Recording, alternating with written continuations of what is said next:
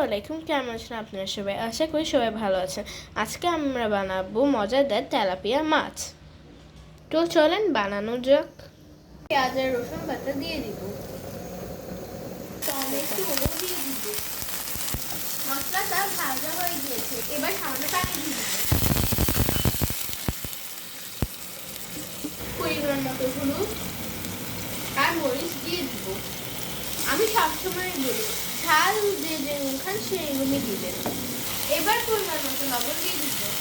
মশলার সাথে কাঁচা গন্ধ না আসার জন্য পানি দিয়ে আবার কষাবো।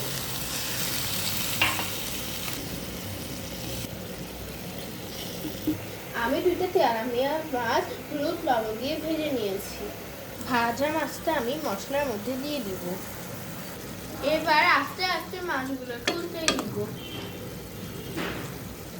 মাছগুলো যখন মশলার সাথে ভালো করে মিশিয়ে যাবে তখন পানি দিয়ে দিব। যে যেরকম ঝোল খাবেন সে সেরকম পরিমাণ পানি দিবেন। আমি যেহেতু একটু ঝোল ঝোল রাখবো তাই জন্য আমি পানিটা একটু বেশি দিয়েছি। আমার তেলাপিয়া রান্না রেডি।